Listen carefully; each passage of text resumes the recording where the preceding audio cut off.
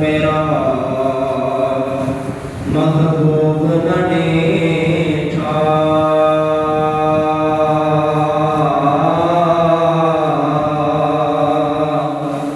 اجے تو میرا محبوب نڈی تھا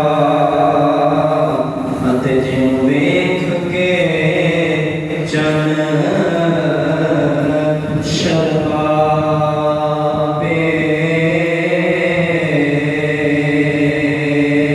بجلی ڈردی عشق نالے متھبے ادبینا ہو جاوے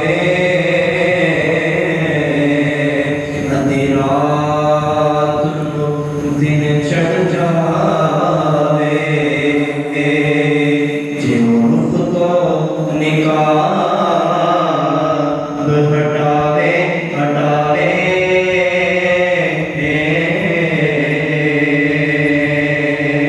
آزم ایڈا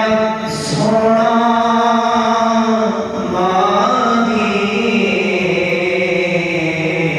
سن نبیاں نظر نہ آوے اللہ تعالیٰ کی حمد و ثنا کے بعد نور العالم نبی مکرم شفیع معظم خواجہ اطہار نبیوں کی امام حضرت محمد مصطفیٰ جناب محمد مصطفیٰ صلی اللہ علیہ وسلم آپ کے دربار مقدس میں درود و سلام کا نذرانہ پیش کرنے کے بعد نہایت سامعین و ناظرین کرام قرآن کریم فرقان حمید کی جو آیت مقدسہ تلاوت کی ہے اس کا لفظی ترجمہ یوں ہے اللہ تعالیٰ نے ارشاد فرمایا الا بذکر اللہ تطمئن القلوب فرمایا خبردار یاد رکھو اے لوگوں دلوں کا قرار میرے ذکر میں ہے دلوں کا قرار دلوں کا چین دلوں کا سکون جو ہے وہ میرے ذکر میں ہے کسی دنیا داری کے معاملات میں نہیں کسی اور چیز کے اندر نہیں فقط جو اطمینان ملتا ہے تو اللہ تعالیٰ کے ذکر سے ملتا ہے نبیوں ولیوں کی دولتوں میں سے سب سے عظیم شان جو دولت ہے وہ اللہ تعالیٰ کا اطمینان ہے آپ لوگ دیکھتے ہیں بڑے بڑے دولت مند بڑے بڑے مالدار بڑے جاگیردار بڑے ان کے پاس گاڑیاں بڑے بنگلے بہت زیادہ بینک بیلنس لیکن ان کو چین نہیں ہوتا ان کو دلی سکون نہیں ہوتا تو اللہ تعالیٰ نے دلی سکون کا نسخہ بتا دیا فرمایا اے ایمان والو اگر چاہتے ہو کہ تمہارے دل کو قرار آ جائے تمہاری روح کو چین آ جائے تمہارے دل کو سکون ملے تو فرمایا سب سے زیادہ اللہ تعالیٰ کا ذکر کرو حضرت امام اعظم ابو حنیفہ رحمۃ اللہ تعالیٰ علیہ آپ اماموں کے امام ہیں آپ کے دور حضرت ابراہیم ادھم رحمۃ اللہ تعالیٰ علیہ آپ کی بڑیوں کے امام ہیں آپ کے بارے میں آتا ہے کہ آپ نے شہر بلد سے 30 سال کا جو ہے سفر کر کے حج کے لیے تشریف لائے بیت اللہ میں آئے حج کے لیے 30 سال کا سفر اور سفر اس طرح طے کیا ہر قدم پر وضو کرتے ہیں ہر قدم پر طہارت حاصل کرتے ہیں اتنا کچھ کرنے کے بعد دل میں خیال آیا دل میں جب خیال آیا نا کہ آج جس شان سے جا رہا ہوں آج اگر کوئی بندہ ایسی شان کے ساتھ نہیں آیا ہوگا آج اگر کوئی بندہ اس طرح نہیں آیا کسی نے بھی 30 سال میں فاصلہ طے نہیں کیا صرف اتنا سا خیال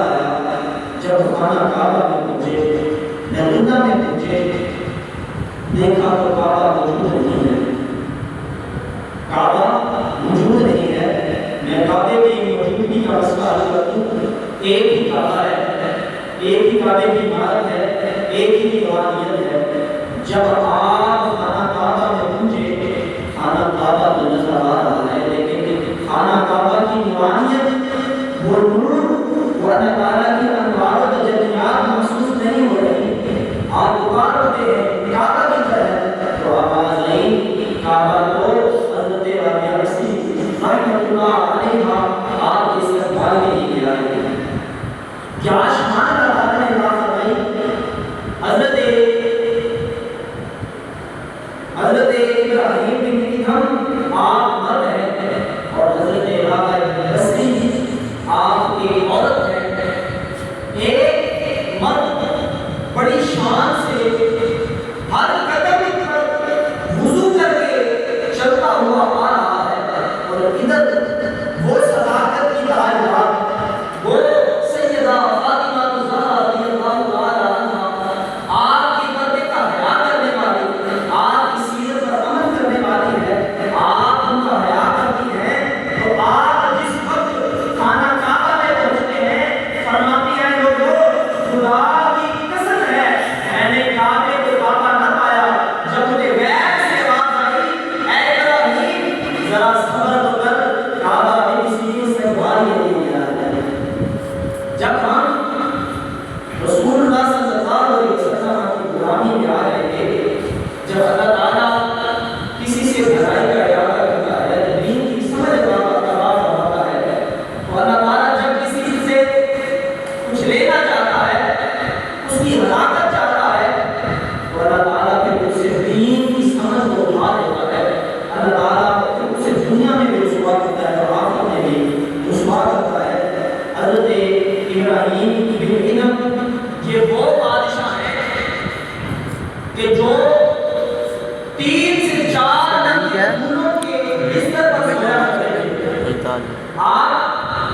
پھولوں کے بستر پر سوتے تھے۔ ایک دن آپ کی خادمہ، آپ کی ایک بڑیا تھی، وہ بادشاہ کے لیے وہ بستر تیار کرتی تھی۔ جب وہ بادشاہ کے لیے وہ بستر تیار کرتی تو ایک دن اس کے دل میں خیال آیا کہ میں دیکھوں تو صحیح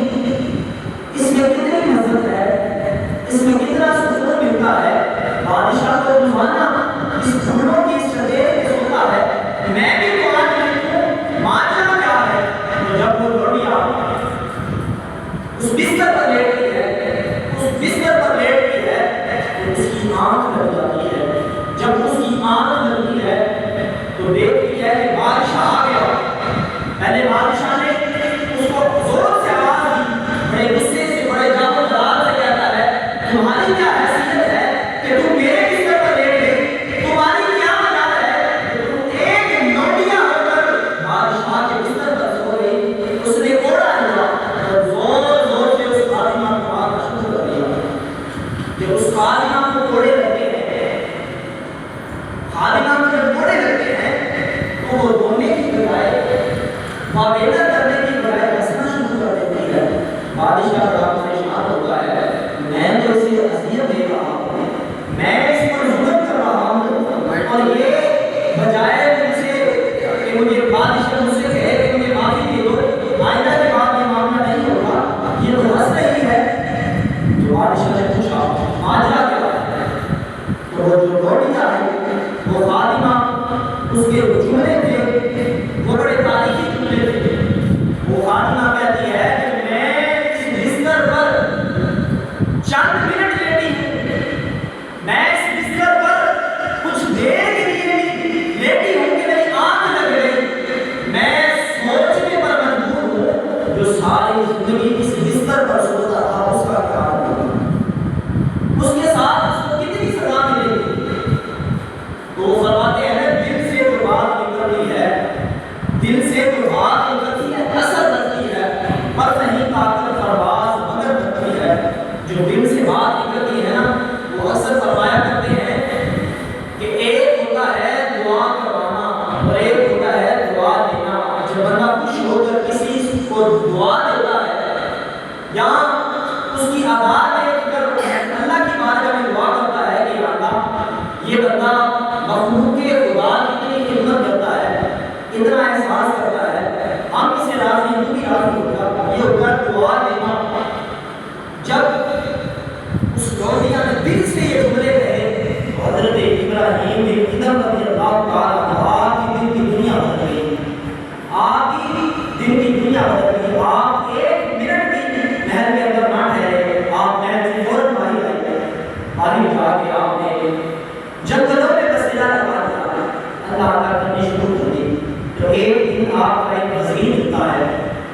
آپ کا جب وزیر ملتا ہے تو آپ کو پہچان لیتا ہے، وہ کہتے ہیں وہ بادشاہ سلامت، آپ یہاں پر ہیں، ہم تو آپ کو تلاش کرتے ہیں، ہم تو اتنی دیر آپ کو ڈھونڈتے رہے، آپ چلے کہاں پہ، آپ نے یہ سارا کچھ چھوڑ دیا، فلاں فلاں شخص آپ کے طرف پر بیٹھا ہے، ہم آپ کا ساتھ دینے کے لیے تیار ہیں۔ لیکن حضرت ابراہیم کیا کہتے ہیں کہ مجھے تخت و تاج کی ضرورت نہیں، مجھے ضرورت ہے فقط محمد کی غلامی کی ضرورت ہے، مجھے یہ مال و دولت یہ خزانے کی چابیاں نہیں چاہیے، مجھے چاہیے اللہ کی رضا چاہیے۔ جب حضرت ابراہیم آپ کی بات کرتے ہیں تو آپ ساتھ ساتھ اپنا پردہ سلائی کرتے ہیں، جب آپ اپنا پردہ سلائی کرتے ہیں تو دیکھتے ہیں سمندر کا کنارہ ہے، اب اسے بھی کچھ دکھانا تھا، وہ بار بار پر تانے دے رہا تھا، کچھ نہیں کر رہا تھا کہ آپ بادشاہ سلامت بے وقوف ہیں، لوگ تو چاہتے ہیں کہ ہمیں بادشاہ کی دے، آپ نے اپنا سارا کچھ چھوڑ دیا، اپنا مال و دولت سب کچھ چھوڑ دیا، آپ ادھر آ کے اللہ کر رہے ہیں، تو آپ میرے ساتھ آئیں گے، آپ کا ساتھ ہوگا۔ لیکن حضرت ابراہیم رحمۃ اللہ علیہ آپ منع فرماتے ہیں، تو جب آپ اصرار کرنے کے بعد بھی وہ نہیں مانتا تو آپ کام کیا کرتے ہیں، جس سوئی کے ساتھ اپنی قمیص سلائی کرتے ہیں وہ سوئی کو دریا میں پھینک دیتے ہیں۔ جب سوئی کو دریا میں پھینکتے ہیں تو وہ وزیر وہ پھر کہتا ہے کہ بادشاہ سلامت میں نے آپ سے بڑا بے وقوف کوئی نہیں دنیا میں پایا، آپ اپنی قمیص کو سلائی کر لیتے پھر پھینک دیتے، چلو آپ کا کام ہو جاتا۔ آپ نے اس طرح کر کے گورنر کی طرف دیکھا، آپ کا جواب جلال کرنا تھا،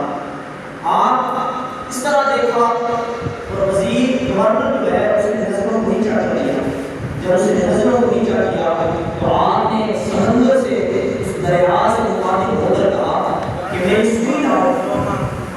دیکھتا ہے وہ وزیر جو ہے وہ خود اس کا شاہد ہے، وہ لکھتے ہیں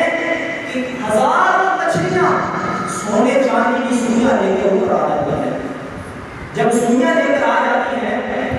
اس گورنر کے دل میں خیال آتا ہے یہ تو منوں کے ساتھ حساب کے ساتھ یہ سننا چاہتی ہے، یہ مل جائے تو کیا بات ہے، میری نسلیں سمجھ جائے گی۔ لیکن حضرت ابراہیم علیہ السلام آپ پھر منع فرما دیتے ہیں، آپ کہتے ہیں مچھلیوں میرے والی سوئی لاؤ، میری جو سوئی ہے وہ لے کر آؤ۔ جب اتنی بات کرتے ہیں تو پھر ایک مچھلی وہ زنگ قلود جو ہے سوئی اس کو لے کر اوپر آ جاتی ہے، جب اس کو لے کر آتی ہے تو آپ فرماتے ہیں ہاں وہاں فیہا یہ میری ہے، یہ میری سوئی ہے، تو آپ اس سوئی کو لے لیتے ہیں، دنیا والوں کو سبق دیتے ہیں، اے لوگوں اگر اللہ تعالیٰ سے کچھ لینا چاہتے ہو، اللہ تعالیٰ کی معرفت حاصل کرنا چاہتے ہو، بروز قیامت اللہ تعالیٰ کی بارگاہ میں سرخرو ہونا چاہتے ہو تو اس کے محمد صلی اللہ علیہ وسلم کی غلامی کرو۔ ذرا میں آپ کا جو قرآن پڑھوں ایک بڑا سبحان اللہ محمد سے کی ذرا سبحان اللہ سبحان اللہ بس ایک چھوڑ کے آگے آئیے۔ فرمایا ہے لوگوں جو محمد کی غلامی کرے گا، جو محمد کے ساتھ وفا کرے گا، جو محمد کے ساتھ اپنی وفاداری کا ثبوت دے گا، یہ خدا کی خدائی سے کرنے کی ہوتے ہیں۔ پروردگار نے ارشاد فرمایا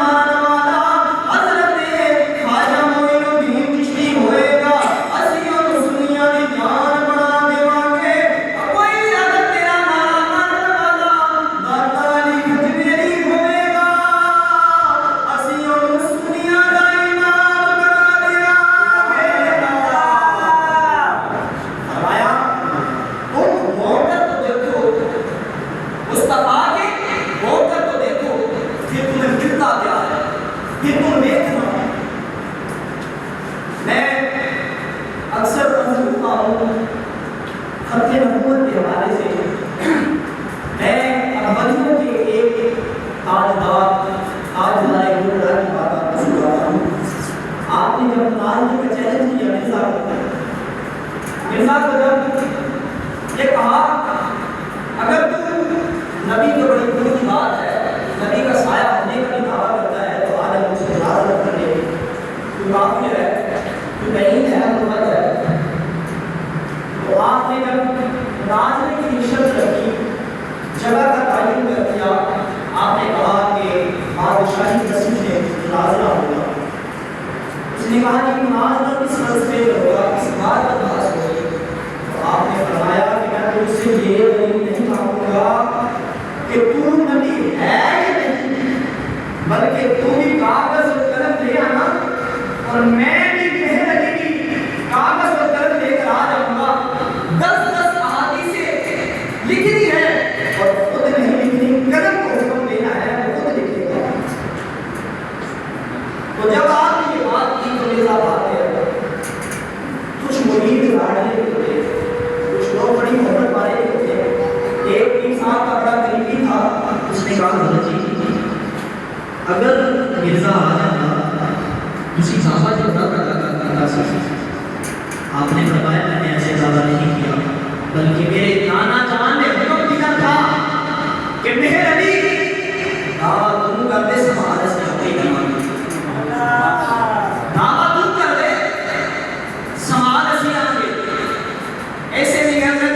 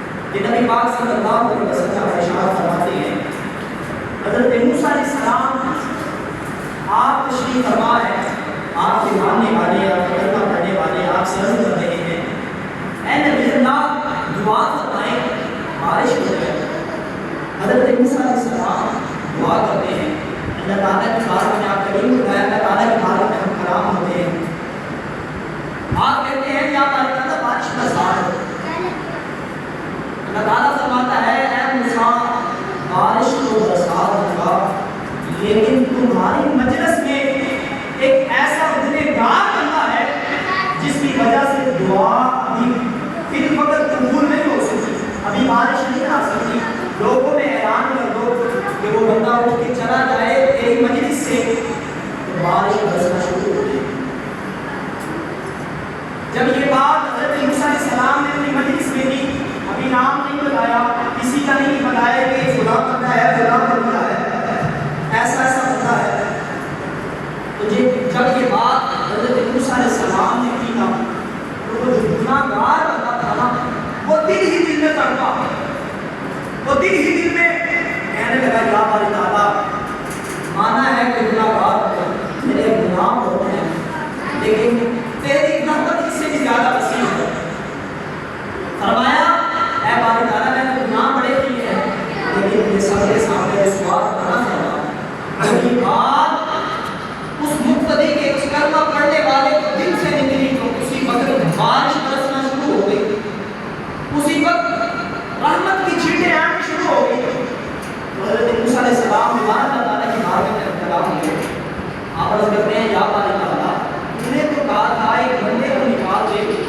پھر بارش آئے گی، پھر بارش برساؤں گا، لیکن بندہ مجلس میں سے بھی کوئی نہیں اٹھا، اس نے بارش برسانا شروع کر دیا ہے۔ ماجرا کیا ہے؟ اللہ تعالیٰ ارشاد فرماتا ہے کہ میرے بندے نے میرے اتنی خلوص دل سے توبہ کی ہے کہ میں اس کی بات کو ٹال ہی نہیں سکا، میں نے بارش برسانا شروع کر دیا۔ جب اس نے توبہ کی، اسی طرح حضرت عمر فاروق رضی اللہ تعالیٰ عنہ، آپ کا دور ہے، آپ کے سامنے ایک شرابی گزر رہا ہے، آپ وہ ہے، آپ کی وہ ہستی ہے کہ جس راستے سے آپ گزرتے تھے اس راستے سے شیطان بھاگ جایا کرتا تھا۔ آپ نے دیکھا کہ بندہ جا رہا ہے، اس نے چادر لی ہوئی ہے اور چادر کے اندر بوتلوں میں شراب ہے، بوتلوں کے اندر شراب ہے۔ اس نے دیکھا کہ آج سیدنا فاروق اعظم رضی اللہ تعالیٰ عنہ آ رہے ہیں۔ آپ اسی وقت فیصلہ کرتے تھے، آج کے حکمرانوں کی طرح نہیں کہ بندہ مر رہا ہے، مرنے کے وقت اس کا فیصلہ ہو رہا ہے، آپ اسی وقت فیصلہ فرما دیتے۔ آپ نے اس بندے کو دیکھا، بلایا، اس سے پوچھا کیا ہے؟ اس سے پہلے اس بندے نے کیا عمل کیا تھا؟ اس بندے نے اللہ تعالیٰ کی بارگاہ میں بڑے خشوع اور خضوع سے کہا، یا اللہ آج معاف کر دے، آج عمر کے غصے سے بچا لے، میں سچے دل سے توبہ کرتا ہوں، آج کے بعد کبھی شراب کو ہاتھ نہیں لگاؤں گا۔ جب اس نے یہ توبہ کی تو پھر تاریخ میں موجود ہے کہ جب سیدنا فاروق اعظم رضی اللہ تعالیٰ عنہ آپ پوچھتے ہیں بوتلوں میں کیا ہے، تو وہ نوجوان کہتا ہے کہ لیکن یہ سرکہ ہے، تو وہ اسی وقت سرکہ بن جاتی ہے۔ یہ کیا تھی کہ اس نے خلوص دل سے سارے معاملات پیچھے کر کے اللہ تعالیٰ کی بارگاہ میں توبہ کی۔ اللہ تعالیٰ کسی بندے کی توبہ کو رد نہیں فرماتا۔ حدیث قدسی کے اندر آتا ہے، میرے آقا فرماتے ہیں کہ جنت کے 8 دروازے ہیں اور ان 8 دروازوں میں سے 7 دروازے بند رہتے ہیں، ایک دروازہ ہمیشہ کھلا رہتا ہے۔ جو دروازہ کھلا رہتا ہے فرمایا وہ توبہ کا دروازہ ہے، وہ کبھی بھی بند نہیں ہوتا۔ مرنے سے پہلے آپ توبہ کر لینی چاہیے، آخر سب کو مرنا ہے۔ اسی طرح حضرت امام